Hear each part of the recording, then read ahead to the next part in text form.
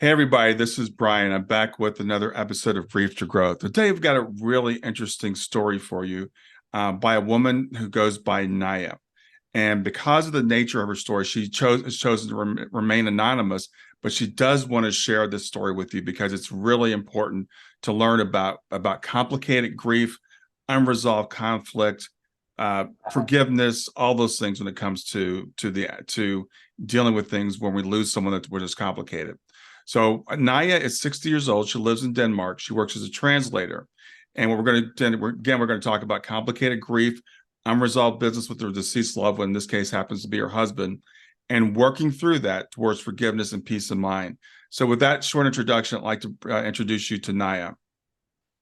So Naja, if you would, please tell me the story of what happened with you and your husband. Well, it is a long story. Um, what happened was, let's see, 6 years ago almost. My husband had, he had he had been feeling a little bit ill and went through some tests, and we thought he was going to have a gallstone operation. And then they just did one final scan, and we were going to have the results of that. And I decided to go with him. And I remember just before leaving the house, I glanced at myself in the mirror and I had this strange feeling of, is this before? Because maybe a premonition, I don't know. They had postponed our appointment time and I thought that was strange. Anyway, we went there and to the hospital, and he was told that he had cancer and it was progressed. And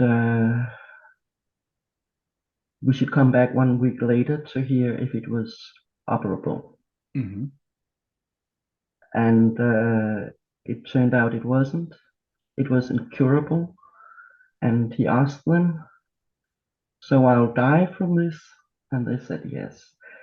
So the thing is, from the very beginning, there was kind of no hope in terms of maybe he could recover. There was no hope at all. Mm. And this was a shock, of course, and it was a shock in three ways.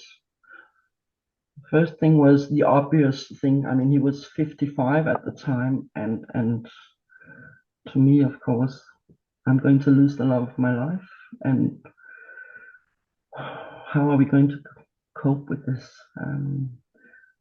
And the second thing that really was a shock to me in the middle of this was his reaction. He totally panicked. Um, and I mean, I can understand that you panic in some degree at this news. And I think maybe his huge panic had to do with 1 week, you think you're going to have a gallstone operation. 7 days later, you're told you got cancer. 7 days later, you're told you're going to die from it. Mm. So he kind of felt that I'll be dead in a second, kind of thing. And I want to talk a little bit about this anxiety and panic because it's kind of the backdrop. You have to remember that's the backdrop from what else happened. And he described this fear. What do you call it? Compared it to once he had been flying. He hated flying, uh, and there'd been some turbulence, and like for maybe a minute or a half, he had truly believed that he was going to die. They were going to crash, Mm-hmm. and he said, "It's like that. It's just it doesn't stop. It's all the time. I have this feeling." And that's quite some anxiety. And we were kind of living hour by hour. I mean, something happens to time when you're in a state like that. Mm-hmm. Like 3 hours can feel like a day because there are 10,000 thoughts racing through your mind an hour, and there's so much to cope with. And I, of course, wanted to be there for him, and that meant, I mean, when you're with someone so anxious and such fear and fright, and it was tremendous. And okay, he got some pills to try and kind of take the antidepressant or anti-anxiety pills. Mhm. Those kind of pills take often some weeks to work. So this state was really, it was everything, and I tried to be with him in that. I tried to comfort him. I tried to just be there, hold him, and uh, he wanted me to pray. I've never done so much praying in my life. Just, we were walking restlessly, walking the streets, going into any church we came by, praying, just moving and trying to find maybe there was 15 minutes a day where there was some kind of peace and the anxiety wasn't there. So this was really, really heavy. It was also one of, it sounds strange maybe, but it was one of the most intimate and intense things I've ever experienced with another person. I guess because when you're in so much anxiety, all layers are peeled off, and you kind of you get some moments of clarity, and in some sense there's a complete honesty. There's no facade. Anyway, this was the situation. The Mhm. third thing that was really a shock to me was that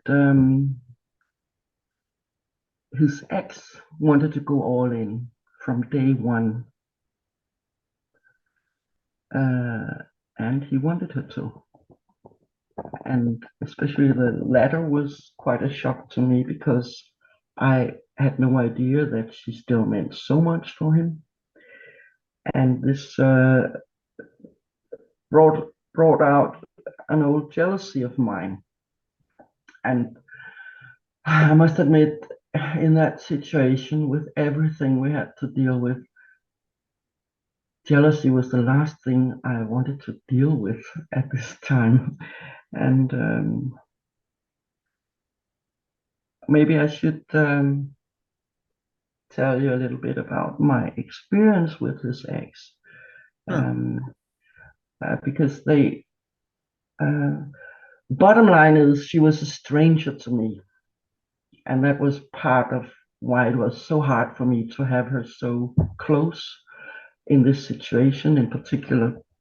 Um, I think their relationship was maybe 20 years back, or at least 10 years before he and I got together, and it wasn't very long, less than a year. And by the time I got together with him, we were he was always arguing with his ex, Mhm. and after a while, after he and I got together, they kind of got along better and started seeing each other from time to time. And of course, I was curious about her. Who wouldn't be? Uh, and he sort of kept us a bit apart, uh, in a way, to protect me a little bit, because maybe he could be a little bit, I don't know how to put it.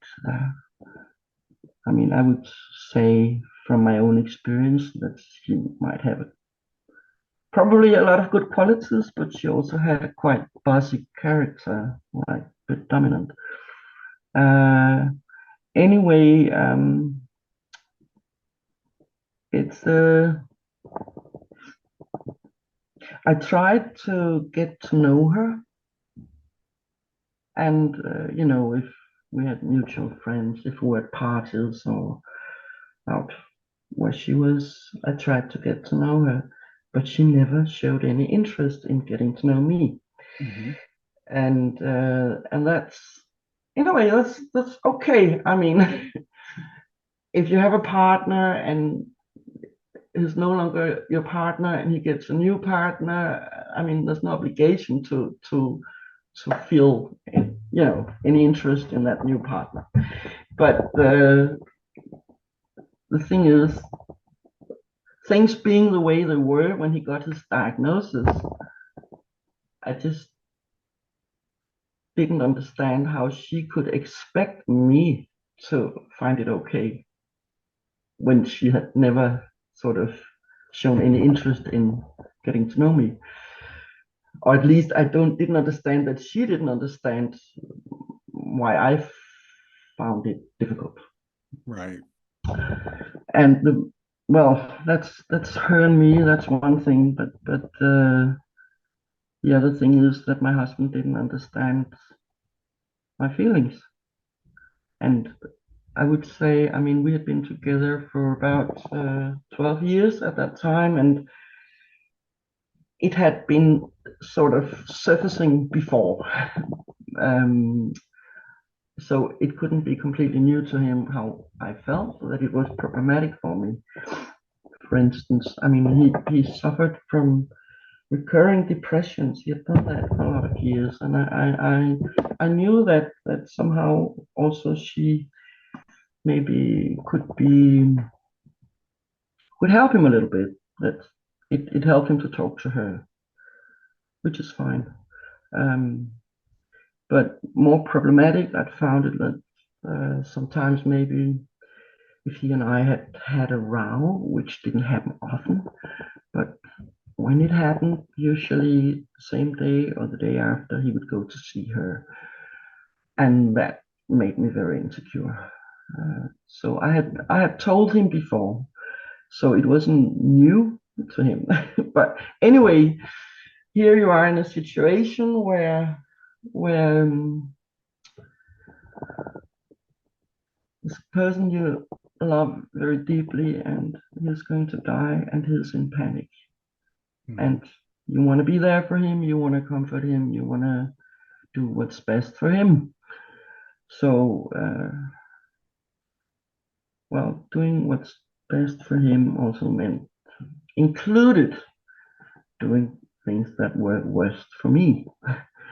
So that's a catch 22, I think. I mean, I'm not generally prone to jealousy. I mean, he and I met each other when we were in our early 40s. We had both lived our own lives before that. And of course, you're aware at that age that everyone has a past and people from the past.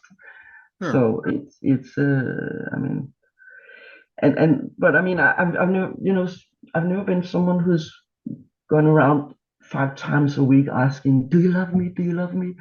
I mean, needing confirmation in that way. But I had, because I had always felt that he did love me, and now I think within 10 days of this diagnosis, I found myself asking him, "Do you love me?"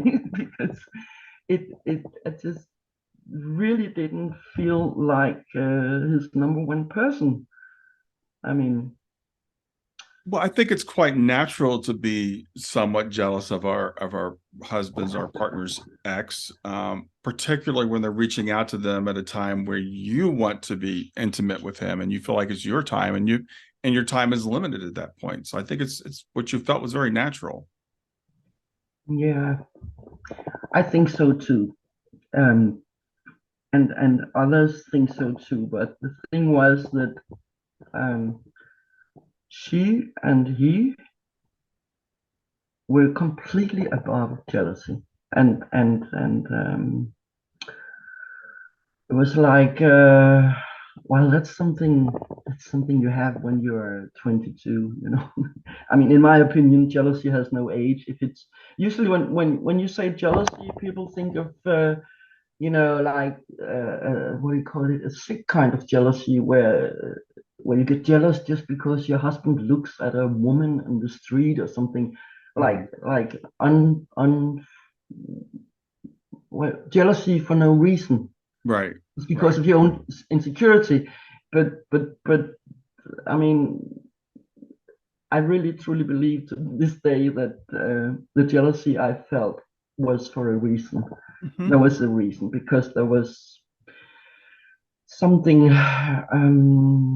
well, how shall I put it? Quote unquote strange about the relationship. And much later, much later, I realized by talking to other people in this circle of friends, I realized that quite a few of them had wondered for years what was going on in a way because yeah, well, it's complicated. But at that time, I didn't dare to ask anyone because I thought that anyone in this circle of friends, everyone were friends with her too, because they used to go on some skiing trips together, or so they'd known each other for years. It's just much later I realized that the others were a bit sort of, what do you call it? They were wondering about this relationship, and it got more complicated, maybe by the fact that it's a very old friend of my husband, also going way back. After my husband stopped being with his ex, shortly after, within a year or two, this friend of his became her partner. Mm. And by the time so they had been seeing each other. I'd often wondered, how do you manage this? I mean, you're with your friend and he's with your ex. how do you go about that? And it was things like, well, but when I'm with him, we don't talk about her, and I don't know. Yeah, It was a bit complicated. peculiar to me anyway. Yes, But yes. I had tried to have an open mind about this. I had tried to make space because it's one of the things we did in our relationship, making space for the other one to be who he or she was. Mm-hmm. So, but this was simply, at this point in time, it was too much for me. And it was from day one, like she was one of the first persons you called to tell it. Fair enough. And then he said, she wanna come by. Can she come by? And I thought, yeah, well, and she came by and they were just, I mean, she never came to our house. When he saw her, it was always somewhere else. Sure. And we just can't come back from the hospital with this. He's got cancer, and we were both devastated. And then I see these two people sitting opposite me, and holding hands, looking each other deep in the eyes. Of course, it's a special situation. I know that, but at some point, I just felt I might as well not have been there. It was very Yes, strange. yes. And then, but okay, everything is everyone has got their feelings on the outside in a situation like this. So of course you react in a different way, or you react more slowly, or you're in something. And I remember at one point my husband went to the bathroom, and I was sitting here with this stranger, and I simply didn't know what to say to her. And then I I just said something about, because that's one thing they had said at the hospital, that it was really, what do you call it, lucky in some way that they hadn't gone on with the gallstone operation, because once they opened him, they would see the cancer, and then the how do you say it, the cancer surgeons were at another hospital. So I kind of said, well, thank God that didn't happen then. And maybe I repeated it once because I didn't know what to say to her. And then Mm-hmm. she was kind of really talking to me in a rude way, like in a bossy way, like, yeah, now we don't have to worry about what could have happened. Now we have to look forward. I was just like, hey, come on. I mean, I just started crying, and Yes. uh, it just felt so cold. Mm-hmm. And anyway, well, now this was quite a detailed first day. I didn't mean to do that, but another thing in this is that this was just before Christmas, and we he couldn't get an appointment with the oncologists until January. Like about they could give him some chemo and to prolong his life, And in this whole anxiety month, I was I was really worried that he might choose not to do the chemo because he might just want to get it over and done with. I Mm-hmm. was also afraid that he should jump from the balcony. I was really, really, really worried, and it was just before Christmas, and she would call almost every day. And other friends had called, of course, and they had also come by and talked, but they might maybe call once a week. She called almost every day. And I was with this completely frightened person and trying to talk to him, trying to find, little spots of light in all this and trying to make him cope. And then if she called, it was like, to me, it was like, I felt it as a wedge coming in between us every time because maybe I was just getting him somewhere, and she called, and then okay, then he was all on her, and that was really, and I hated myself for it too because why can't I just drop this jealousy? But nevertheless, this every time this contact weakened me, and I had so much to cope with, and I really had to be strong for him, so it was really problematic. Yes. And then just before Christmas, we had never, in all the years together, we had never spent Christmas together. In Denmark, we do it on Christmas Eve. That's the big night. And so, of course, not knowing how long he had to live, and I really wanted to spend Christmas with him. And he agreed. I mean, either he had been with his father or he had been at work on Christmas Eve. And this year we decided to have it together at my mom's place. And I said, could you please ask your ex not to call you at Christmas? Because I simply didn't want to sit at my mom's place and her suddenly calling, and I had to have this wedge coming in. Sure. And he agreed, and then he said to me, could you now I called her, I told her not to call, and she found it a bit strange, and she was a little bit upset. Could you please write her a letter? No, he didn't say that. Could you please write her and explain, send her a mail or something? And the last thing I wanted to do was to think about her. Sure. And he was really sort of anxious, and like, I talked to him. I said, does it really mean that much to you? Yes, please. And then I sat down and started to write an email to her.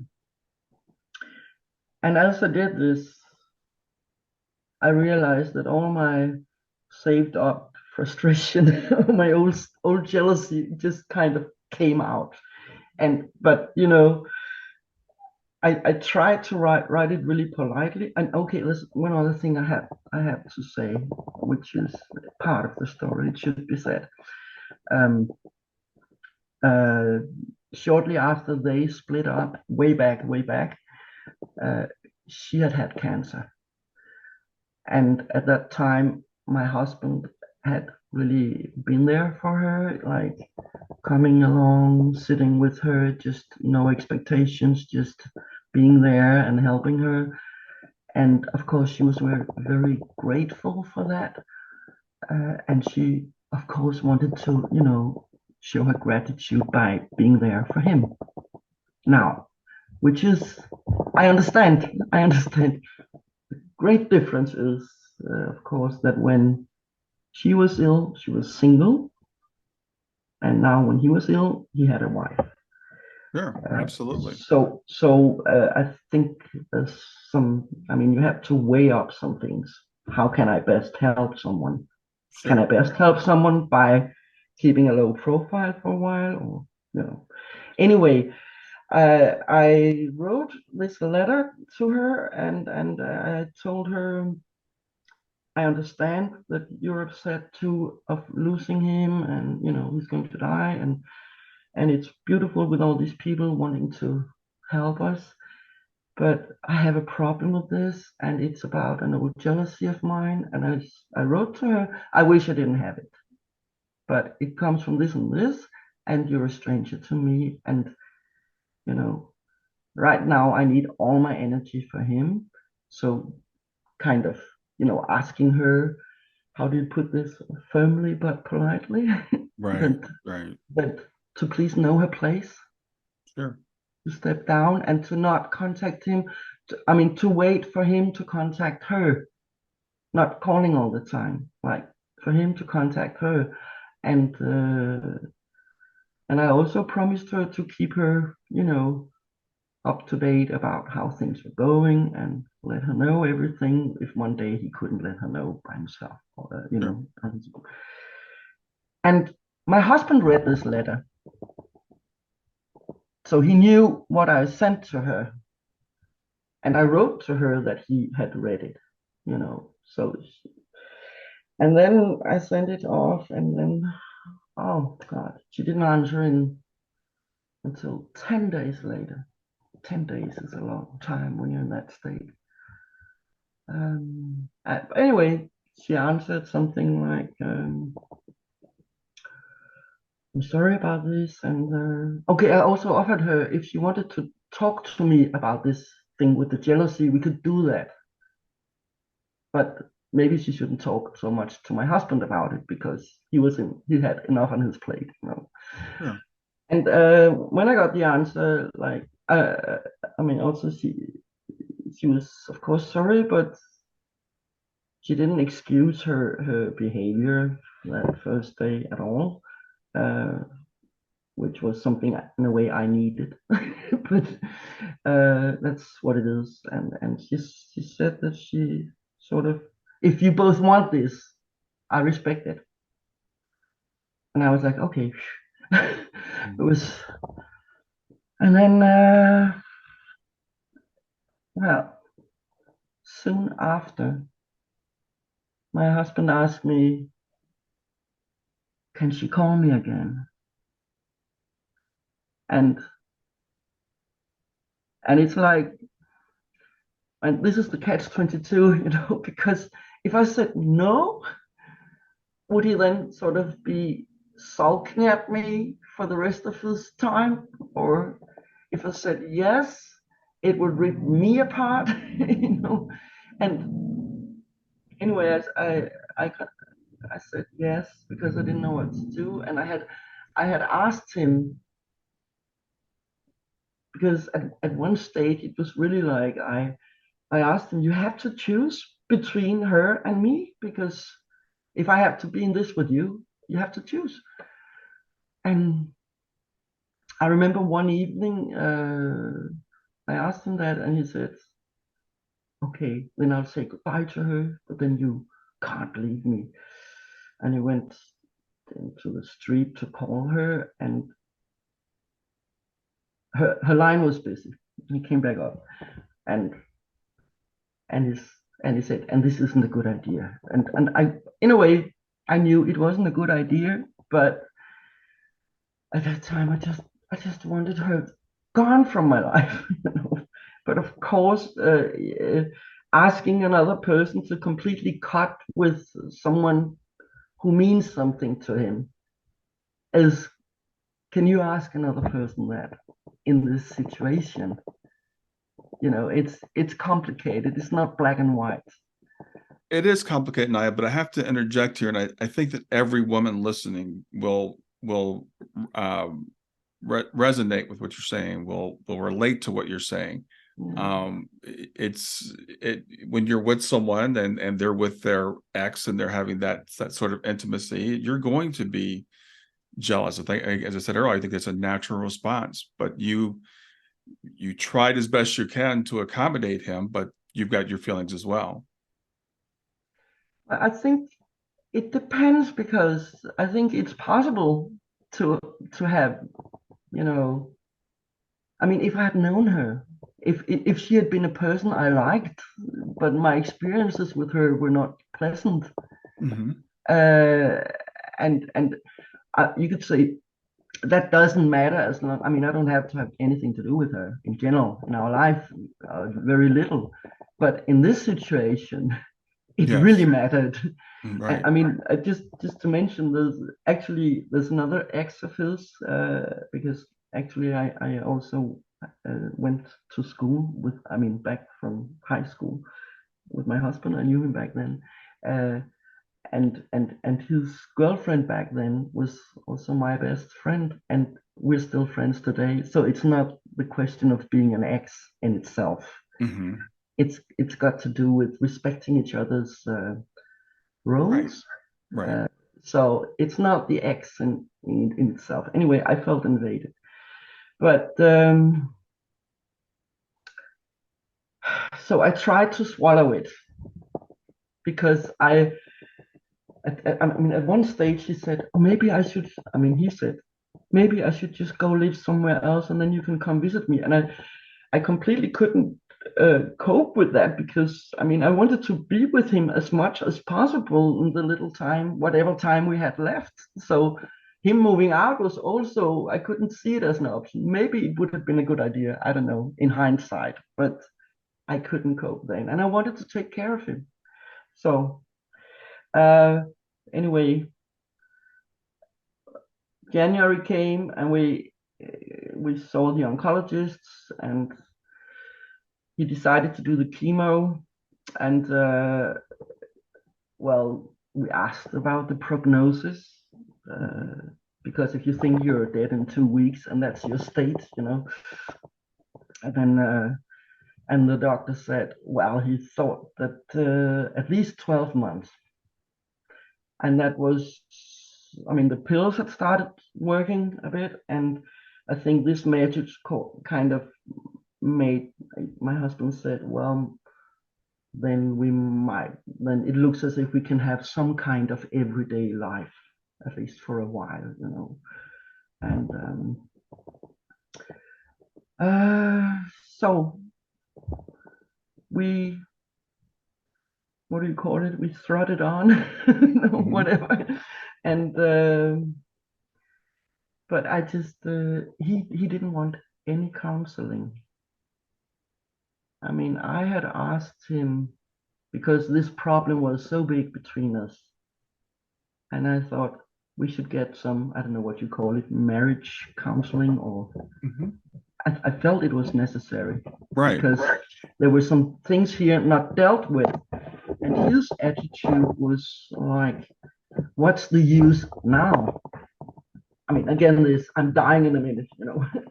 And I wish he had thought differently about that, because I'm not sure it would have helped, but he didn't want counseling. And I said, we have to. And he didn't accept my jealousy. I mean, that's really the thing. If you go into marriage and you kind of just say you're going to love and honor each other, it's, and you know, for sickness and health, all those things. Right. To me, it's, to honor someone also means to respect their feelings.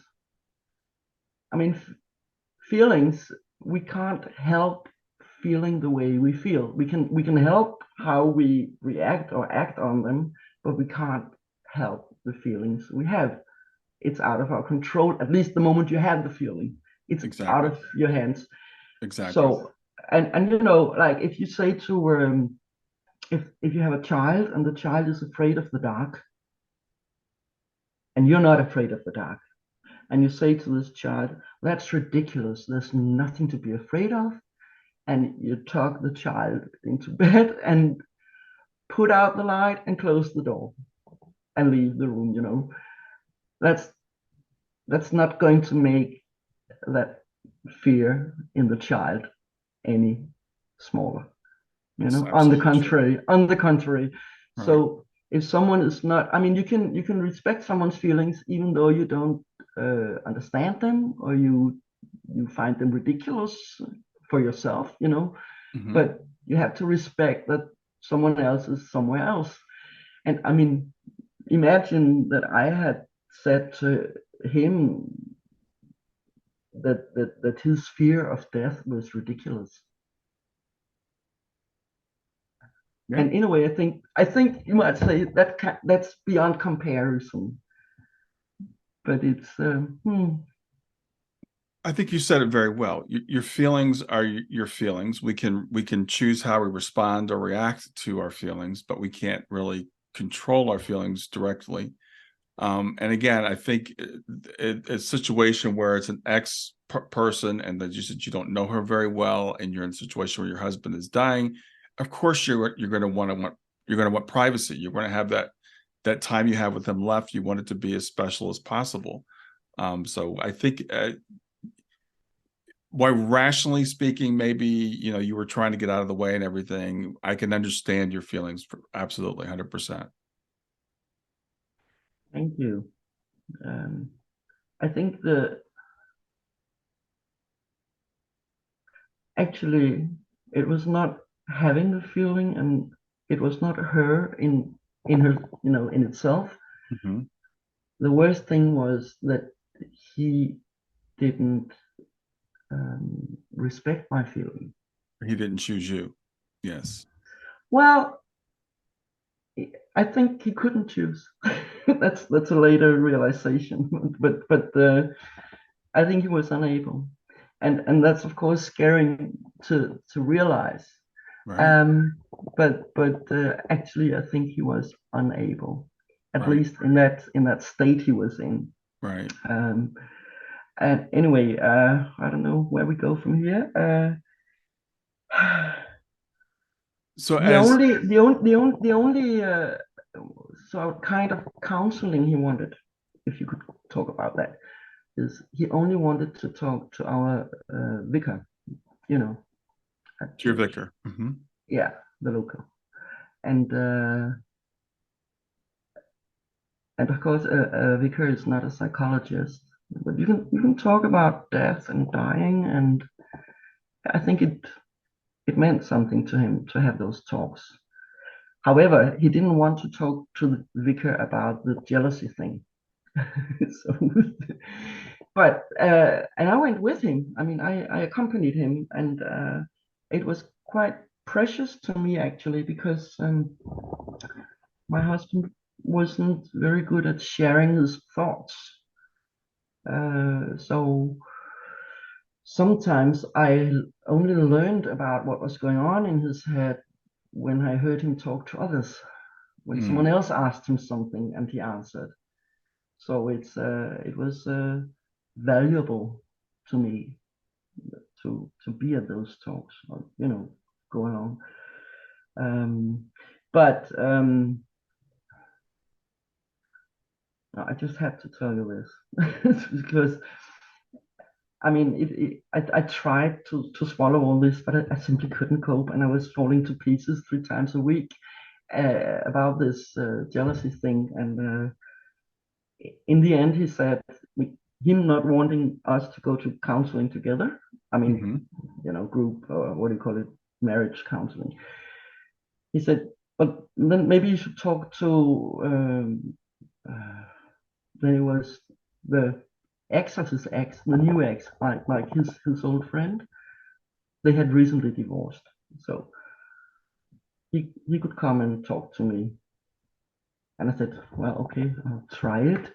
And I talked to him about my whole relationship, or non-relationship, with his ex, Hmm. uh, my husband's ex, and he just didn't give me anything. I mean, all three of them were really above this any understanding of my feelings. Right. Right. And then like a week later, I was still falling to pieces about this, and it was really so lonely.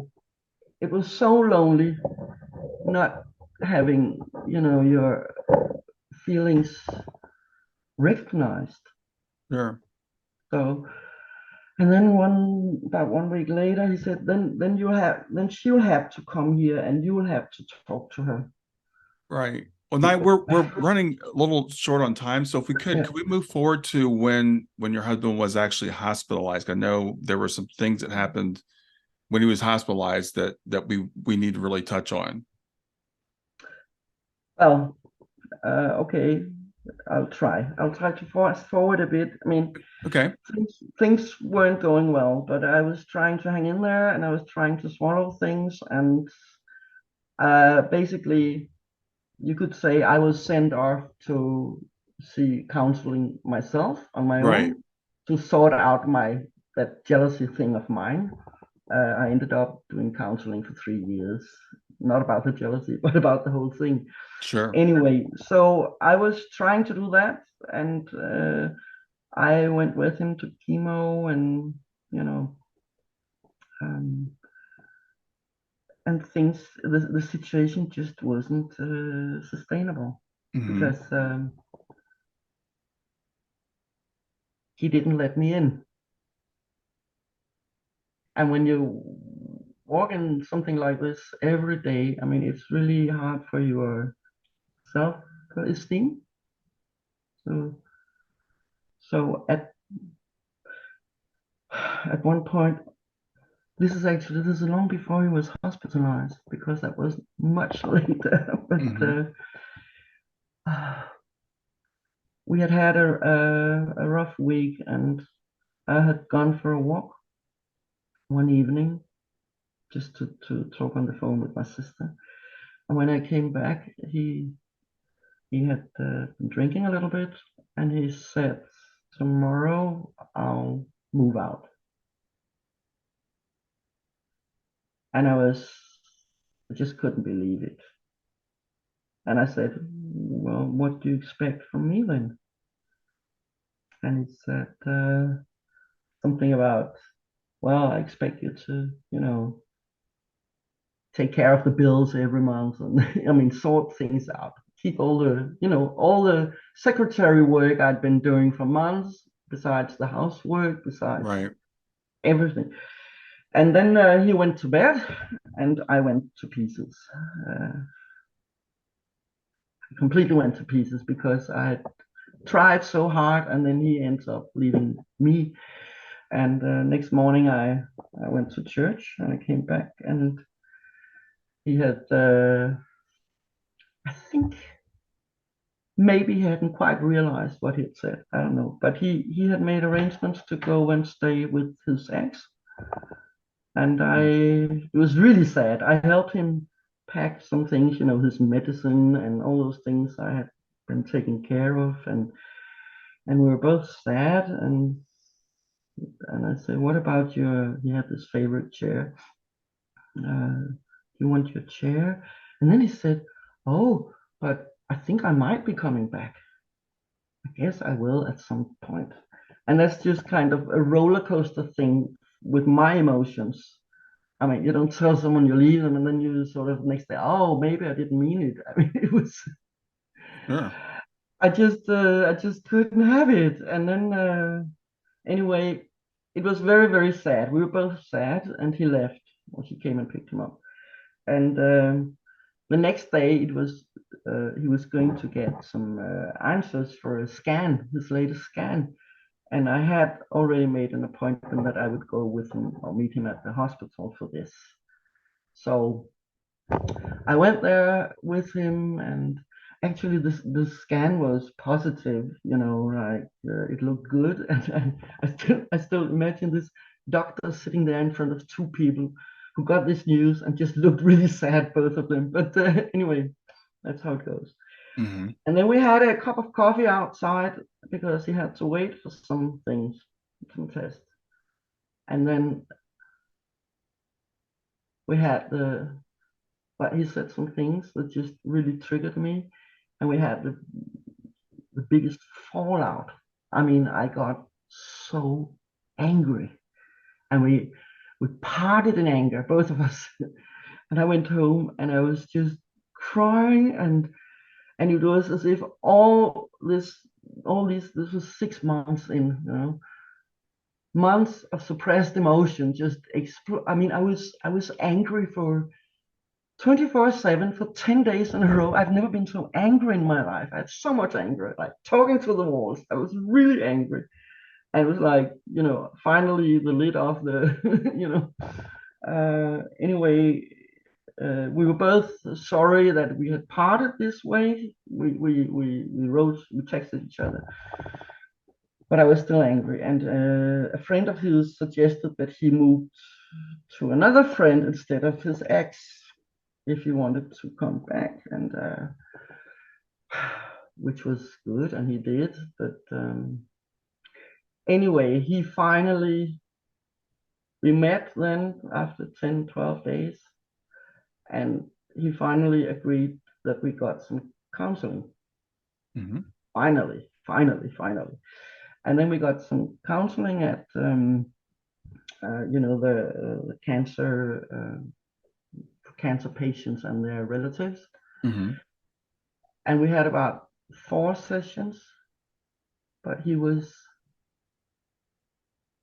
I can't explain to you this, but what came out in those sessions, it was just like,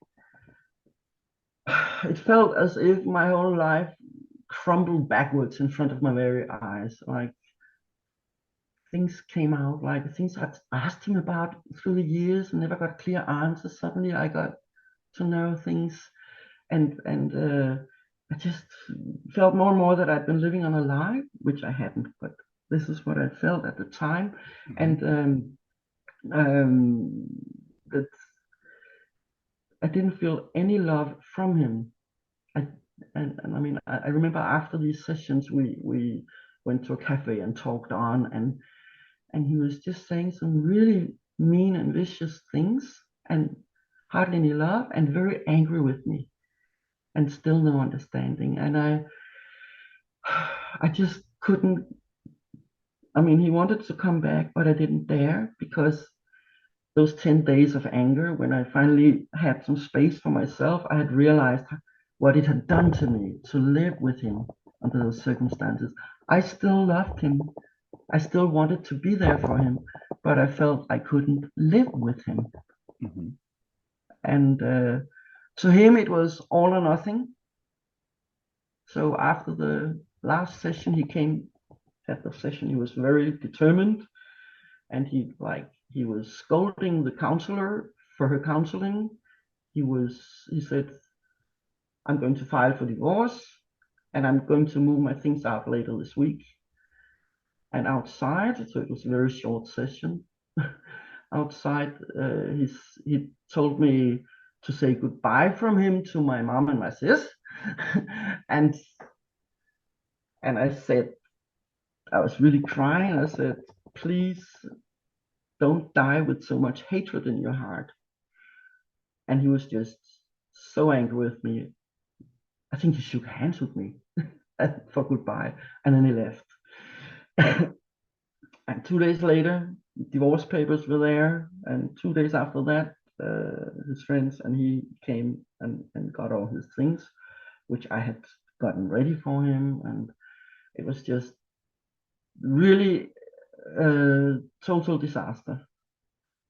And I remember when he left, all the friends had already left the flat, and when he left, said goodbye, I said, I really still want to help you, even though I can't live with you.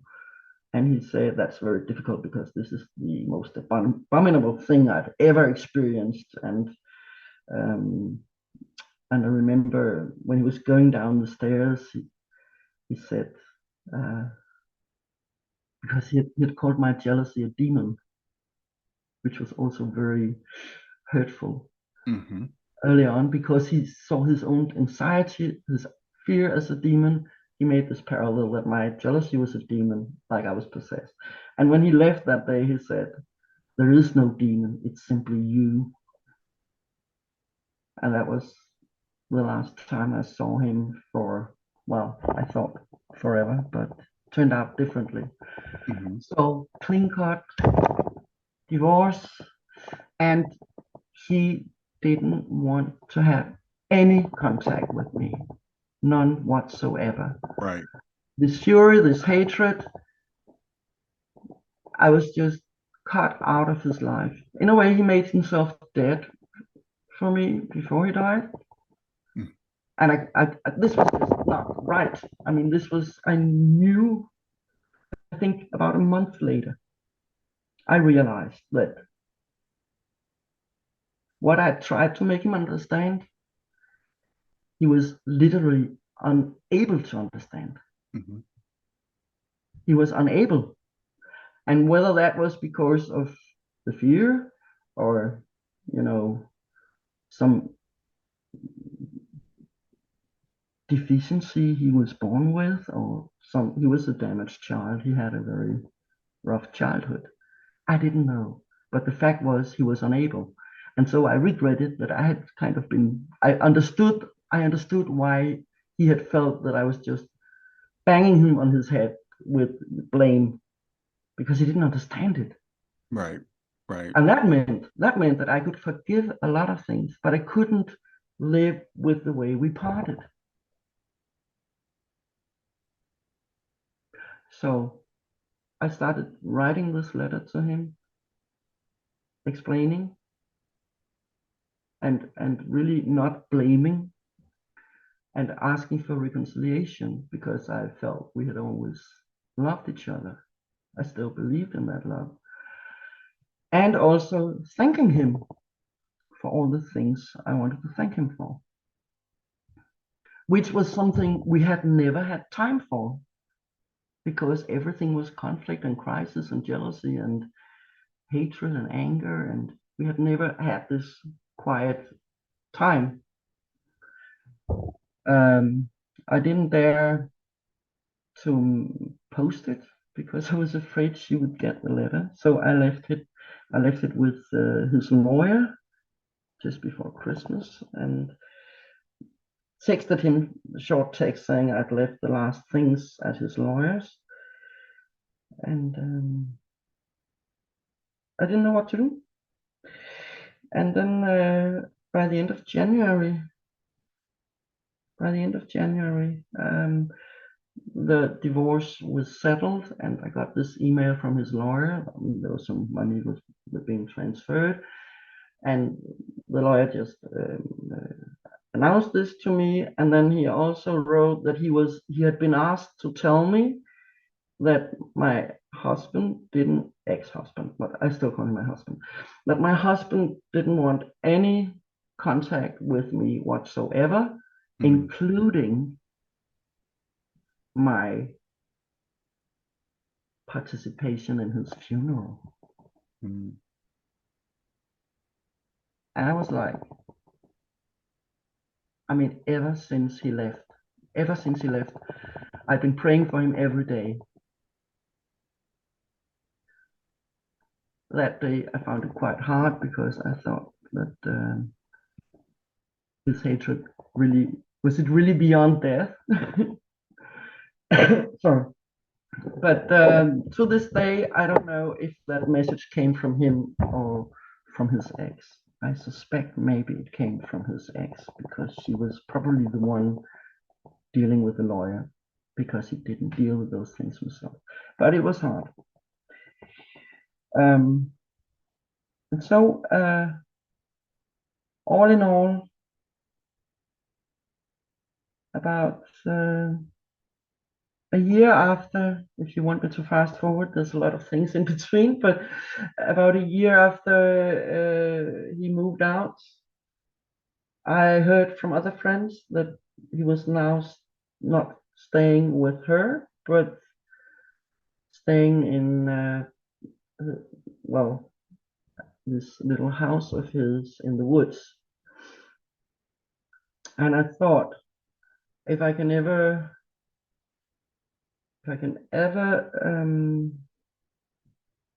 talk to him, maybe it's now, because I know he can't deal with the two of us at the same time. So I called him. It took a lot of courage to call him, and I had even warned him with a text saying, "I'm going to call you tomorrow. You can think about whether you want to pick up." Anyway, he picked up, and it turned out he'd never seen my text. And he was quite surprised and asked me what I wanted. And why I called, and I said I wanted to hear whether he had read my letter. And it was like, what letter? he didn't know anything of it. And the thing is, it was as if this hatred was gone.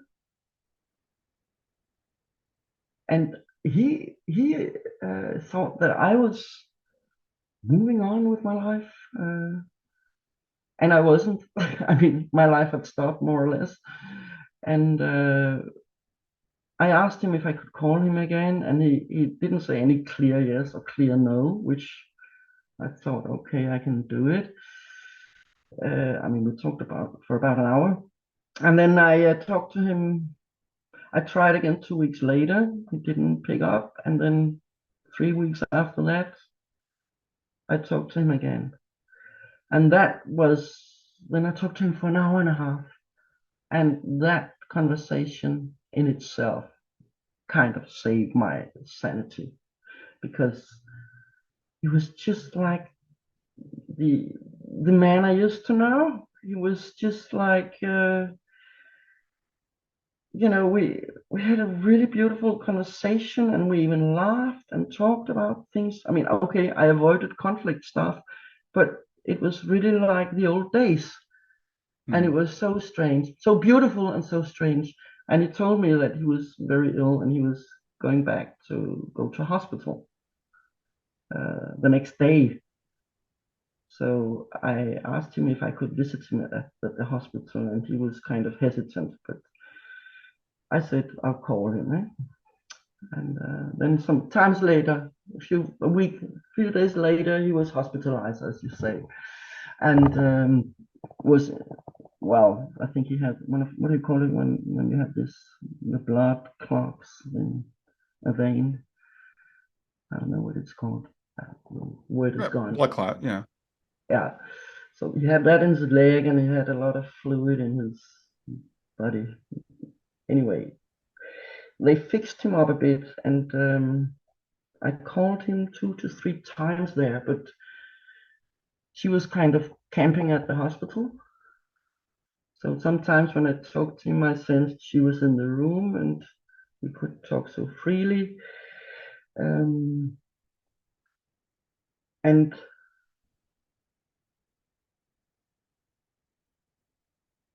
yeah, I called him one night, and he wasn't feeling well, and I said, okay, I'll call you tomorrow, and he said, better the day after.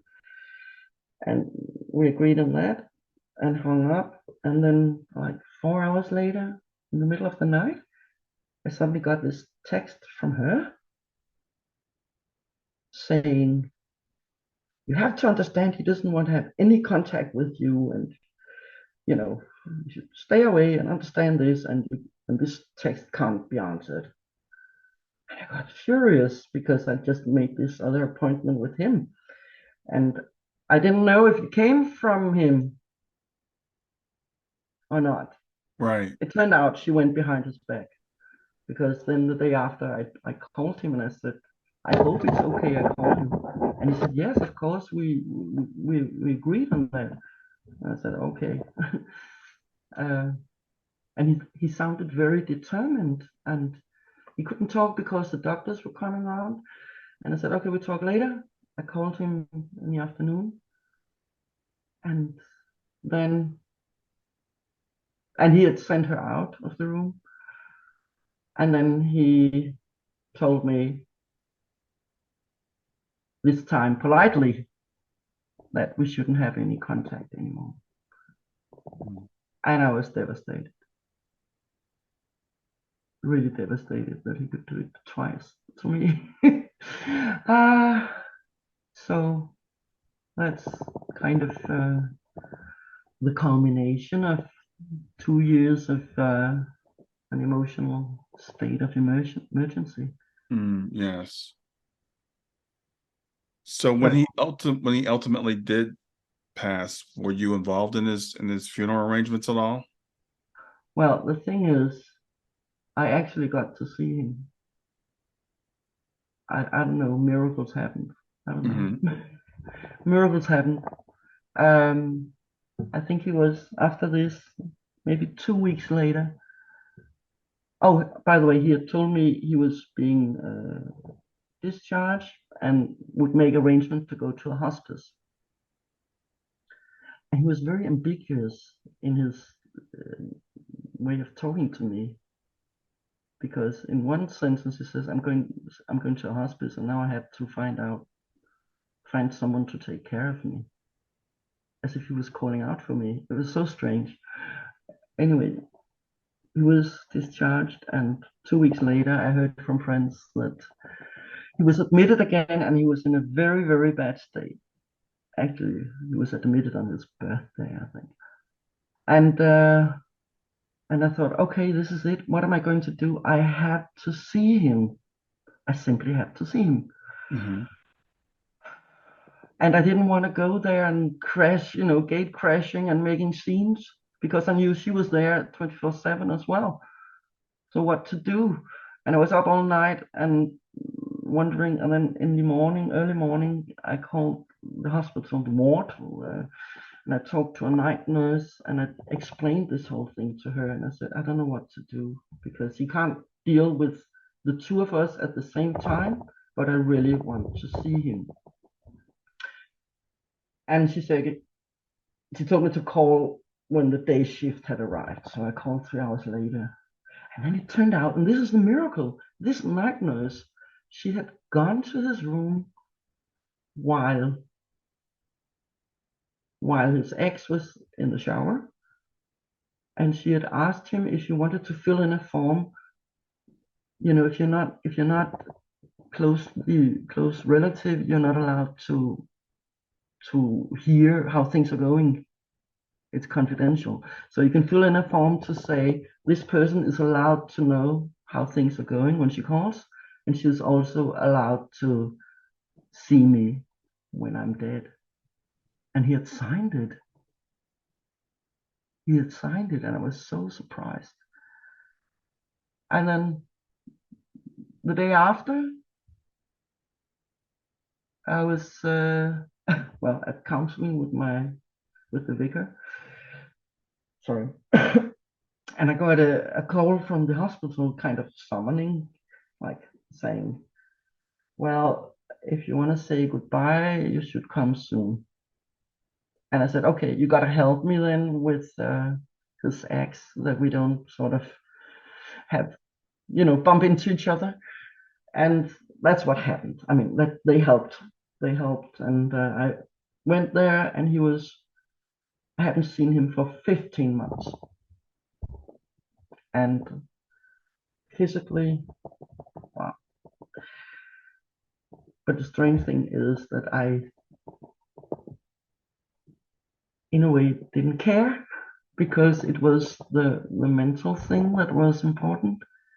At this time, I really felt driven that it was important to show him that I had never stopped loving him. But he was heavily medicated, dosing off. And the thing is, at this time, he had no mimic, like maybe because of the medication, his face, there's no facial expressions. And he had this gray veil over his eyes, so you couldn't really tell how he felt. Uh, but I told him that I was there, and I asked him if it was okay. And he said, I asked him several times, and one time he said yes. And then I just sat there holding his hand. Of course, it was very emotional for me, but there was kind of peace between us. And an hour and a half, and then she wanted to come back in, and then I left. And then I realized I wasn't done yet. So I wanted to go there the next day because I really had to tell him some things. And I got there again, and again they kind of helped with the situation. And this time he was more awake, which was beautiful. And I kind of brought this letter of mine, but only the best parts of it, the parts with thanking him, things I wanted to thank him for. And I read this. I did some other things too, but I read this letter to him and felt that he heard it, and also had some greetings for him from people who couldn't deal with the situation and hadn't visited him. So, and then she came in and made a scene, and that's or rather, she started the conflict with me. Instead of sending in one of the nurses to ask me to leave, she just came in and said, "No, you've been with him enough." And he started shaking.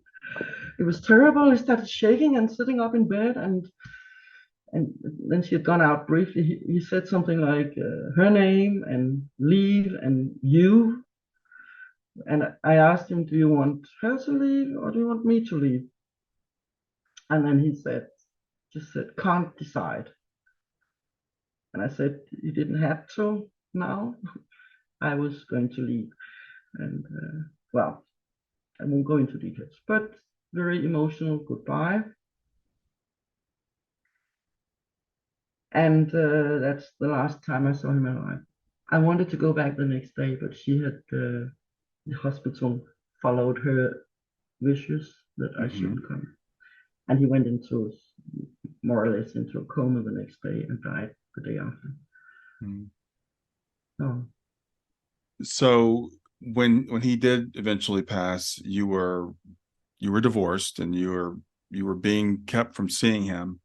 So how did you go from that to the forgiveness that we talked about at the beginning? Because I know you've had quite a journey since then in terms of your evolution, your forgiveness. Well, I think part of my forgiveness came before he died. That's why it was so crucial also. I mean, I wanted to see him again. I wanted reconciliation. And of course, I did want that for my own sake, mostly in the beginning. But after I realized, I have to tell you one thing. In that first fragile, precious month, you know, I remember one day I was holding him and comforting him and praying for him, and he had this, he suddenly said, "It's amazing that you're here in this with me." Like really like wonder, full of wonder. Wow, that you're here. And I said to him, "Of course I am. I love you. And you do the same for me." And then he said, "No, if it was the other way around, I would have run away screaming." And I think he was just completely honest. And given the whole situation with the jealousy thing and that, of course, this sentence resonated in my head many times. Sure. Like, but when after he moved out and I realized some things, I realized that because in one of the sessions I had confronted him with this uttering of his a couple of times before we split up, and he had never answered. But in one of the counseling sessions at the end, she asked him, because I brought it up. So the counselor asked him, and then he said, "Well, I think I would have tried. If it was the other way around, I would have tried, but I would have been on the verge of suicide." And then I kind of, thought, okay, he's been projecting his own on me. Sure. It kind of expected that I would leave him along the way. And I think whether it's consciously or subconsciously, that played a part in his holding on to her in order to have someone if I left. Hmm. I don't know. I don't Yeah. know, but it's just it. I just realized that maybe he simply didn't dare to trust love. So since he's passed, and you said you started the forgiveness journey before, how's it been? How's it been since? Because I know you referred to, I know Anita Morjani's work has influenced you. So in what way Yeah, was that? that was yeah. It's okay. I said I forgave him, but also you must remember I had lived sort of only with his hatred for 15 months. So even though we had some kind of reconciliation, I mean, I didn't I didn't dare to ask him if he still loved me. Mm, I didn't dare to ask because it was so hard. And the whole thing about the funeral, I had no say in it. I felt in my heart, I felt as his widow, but I had no say. And there was some coldness around the funeral from some of his friends, and that kind of prolonged my grieving process because I knew what had happened between him and me, and he hadn't really told his friends about his conversations with me, you know, and maybe they took, I don't know if I can blame them, they took the divorce at face value, like we were divorced, so no saying anything, almost no saying. And yeah, I had, this was in November he died, and I had, in January, I had one dream where he, with him, and we were together, and we were happy, and we were playful, and everything was beautiful. That was nice. But I had this, how do you say, it sounds strange, but I was worried about him because he had had so much anger and hatred and didn't really dare to, able to believe in God or mercy, grace. I don't know.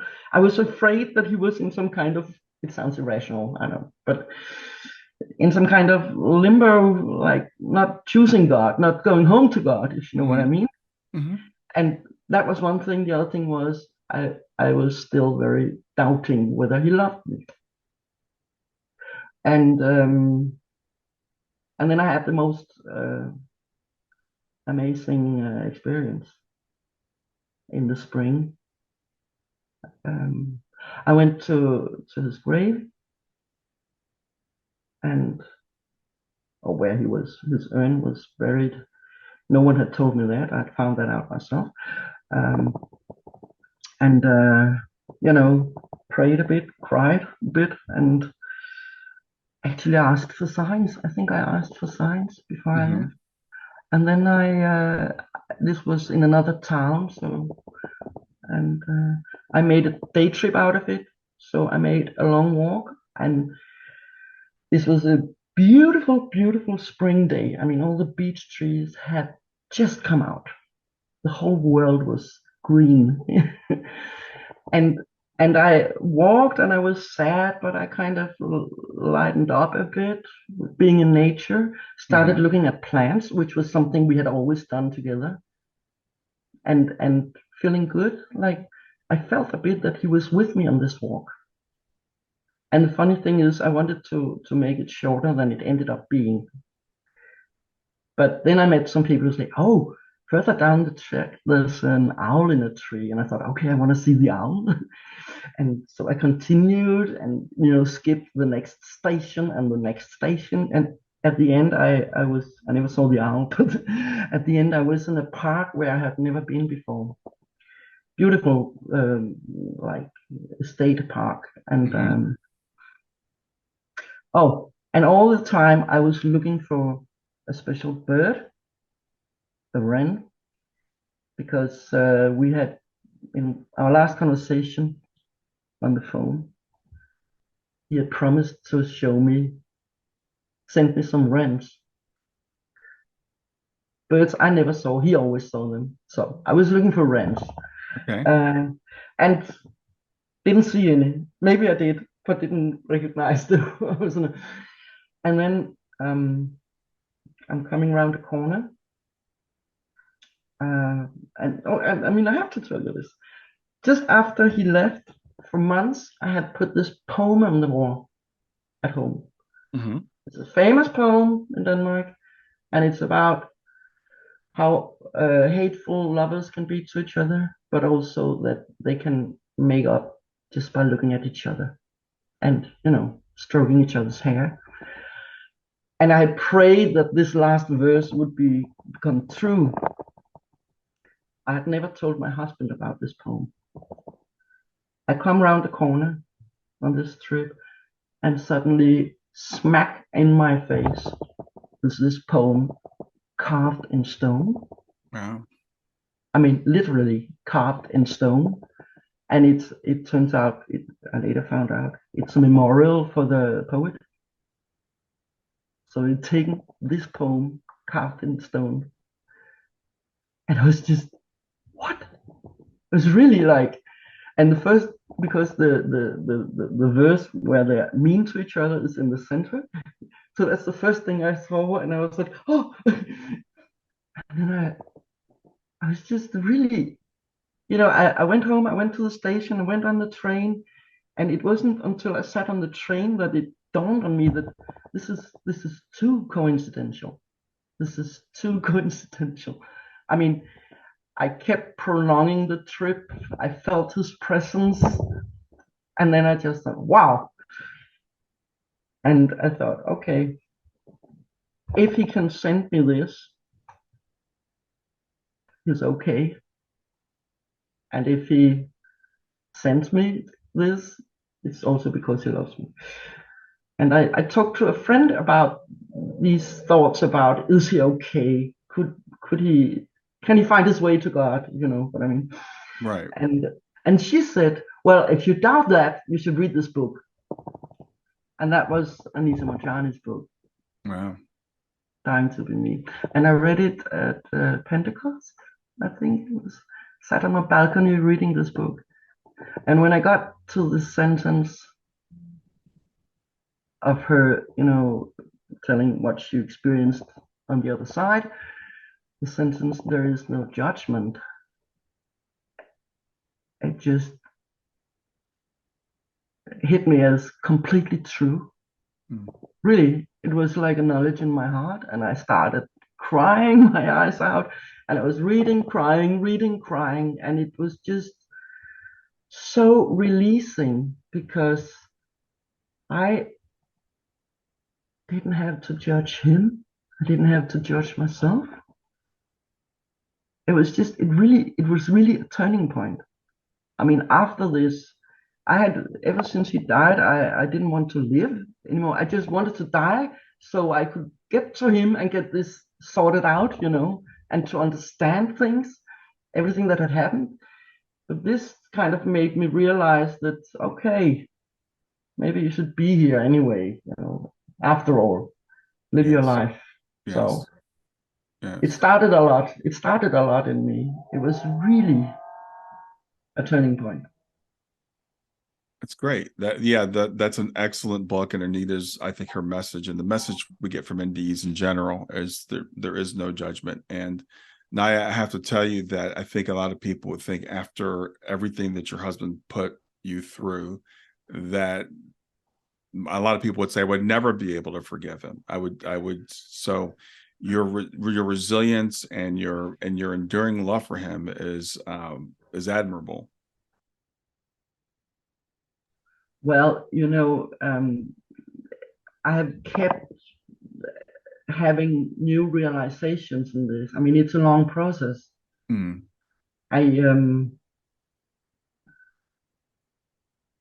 I of course, I've gone over things a million times in my mind, and I had, you know, could I have acted differently? And yes, of course, you can always act differently, but I can kind of see that given the circumstances, I couldn't have acted differently back then. Right.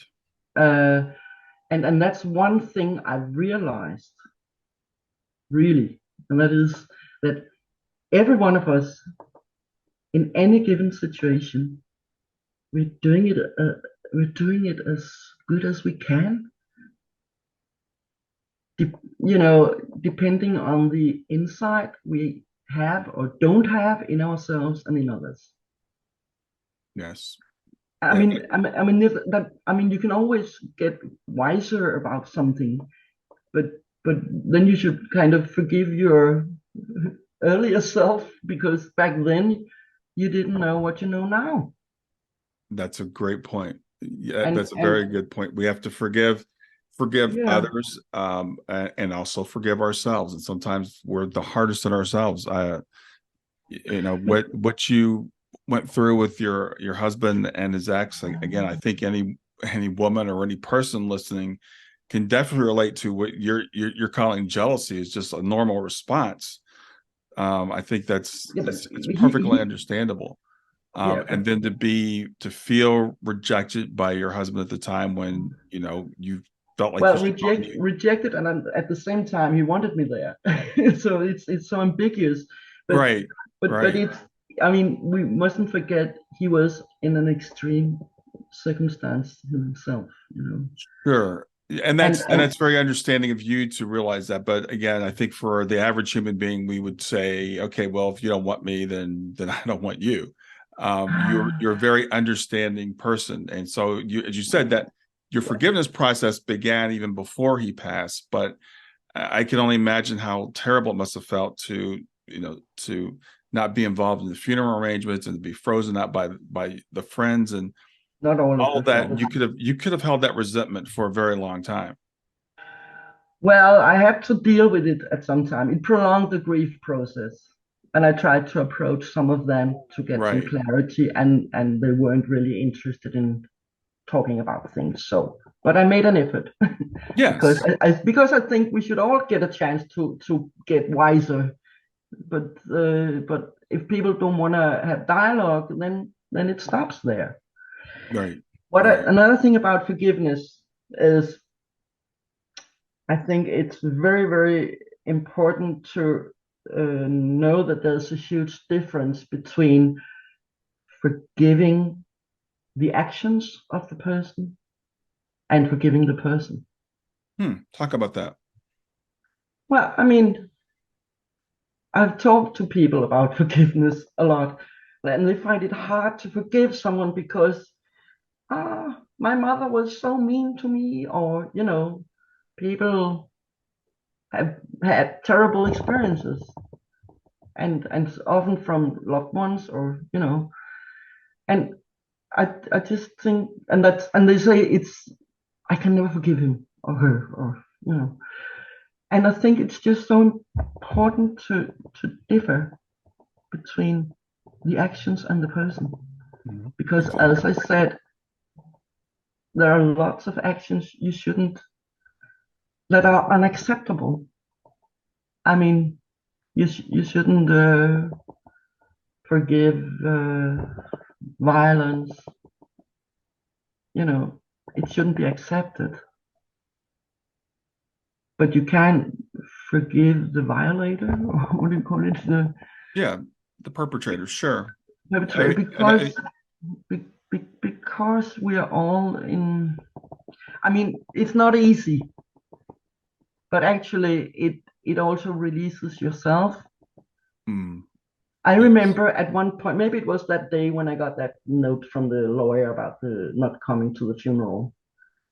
Maybe, but I remember I'm quite conscious of at some point in those first 6 months or later, I felt his hatred so enormous, and you're inclined to hate back.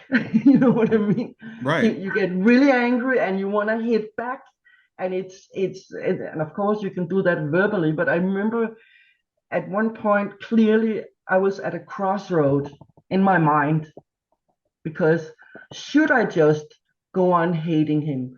Should I just say all our love was fake, which I don't think it was, because I realized along the way that when I felt he had been lying to me, he had actually been lying to himself. He had been lying to himself. He had, he had, what do you call it, not dealt with his omissions. Yes. And like they caught up with him in my, maybe in terms of me saying, hey, what about love? What about, you know, Right. Right. I remember it was tempting to say, okay, I was just married to a monster. I'll hate him till the day I die and I'll move on. But I knew I wouldn't move on, because then you become bitter. Yeah. And he's given me, and I haven't had time to tell you, I don't have now, but he's given me so much. I mean, all those years, he is the love of my life. And I'd always felt that he and I were supposed to do something together. And even though when times were rough and during his depression, it's contagious sometimes when someone is depressed for 6 months in a row. Sure. So maybe at times I might have had the thought, should we split? I mean, can I do this? Do I want to grow old with this person? You know what I mean? I'm honest about this. I've had the thought, but every time I've very consciously chosen to stay, because I always felt there was something we had to do with each other. And as it turns out, actually, I think it was this process. And that's a new thought, Yes. relatively new, because I read Christian Sundberg's A Walk in the Physical. And I started thinking, could this have all been planned? Yes. Uh, and it's yeah, it's strange, because the thing is, I'm very happy today.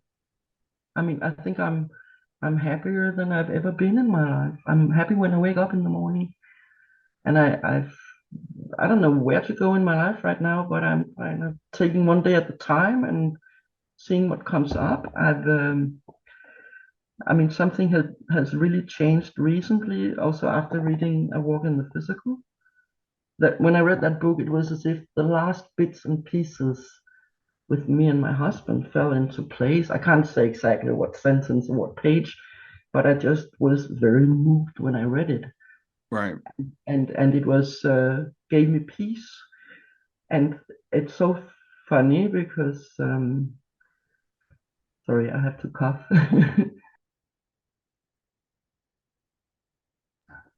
Sometime last year, um, I was getting back on track, sort of, yeah. And then there was this. It was so strange because I had this um, nagging feeling of guilt that I've had that ever since the whole thing started. I hadn't been able to place it. Mm-hmm. I'd gone through everything in my mind. Was it about the divorce? Was it about this or that? I had gone through everything and I couldn't place it. And then sometime last year, I just realized that this feeling of guilt was towards myself. And this may sound strange, but it was, I had allowed myself to almost lose myself. I had been a doormat. I mean, not by choice. Well, yes, by choice, but I had chosen to stay in it for so long that I almost lost myself. It was only my huge anger at the end that saved me, I think. And then I thought, so maybe that's about self-love actually.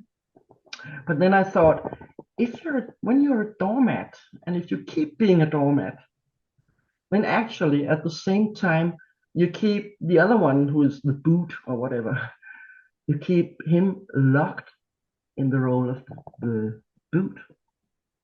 Mm. So, and I mean, that could explain a feeling of guilt, if you know what I mean, because by Yeah, not taking my own action, I'm also keeping him in a role that's not pleasant for him.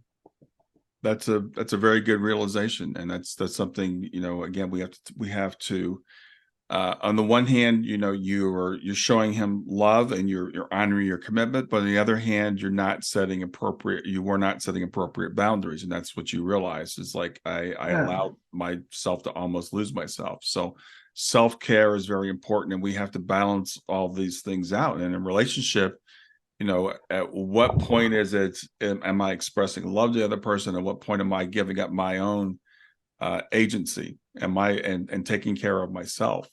So you've gone through that process, and I love the fact that you've taken these lessons from people like Christian Sundberg with The Walk in the Physical and Needham or Johnny, and said, how can I apply those to my life, and how can I view this, what some people would view as a terrible tragedy of my husband, contracting cancer and leaving me and all those things, and how can I turn this into something positive? How can I take this and use it to mold myself into a better person, which is exactly what you've done. And as you said, today you're a happy person and you're a fulfilled person. So that's an awesome story. It's funny you say that thing about a better person because sometime last year I had this dream where I was with my husband and there was peace between us. He was ill, and I was saying to him, "I'm so sorry you got so ill." And his answer was completely neutral. Hmm. Maybe it has made you a better human being. And then I woke up, I feel like, oh wow. You know, And well, at the time I had the dream, I was a bit like, well, what about yourself? Did you learn something? But the more I thought about it, I thought, yeah, it could be. That's right, because I've learned to forgive, and and okay, I don't prefer the term a better human being. I would rather say that you become better at being a human being. yeah, uh, yeah, uh, but but it was true. There's a truth in it, and it's I just have to tell you something strange too, because earlier this year, um, in January, I was one day I was thinking about his ex, um, and I was thinking about her with peace, and also with the thought that even our, what do you call it, ad, adversaries adversaries. are here to teach us something. Profound lesson. I was Yeah, just but listen. Later that week, I was told that she was dead. mm, Strange, huh? mm. And I was so happy that I had that thought before Yes. she passed, because Well, yeah. Naja, we're actually coming to the end of our time. I want to thank you so much for being here today. I want to thank you for sharing such a deeply personal story. And I appreciate your selflessness in doing this, because you and I have been talking for a couple of months now to set this up. And sure, you weren't really sure that if you wanted to share it. I know you were nervous about it. You've done a wonderful job of telling your story. I know it's going to be an inspiration to people. Well, it's hard to keep clear of, getting lost in details, and there's of course a lot more to this story than I've told.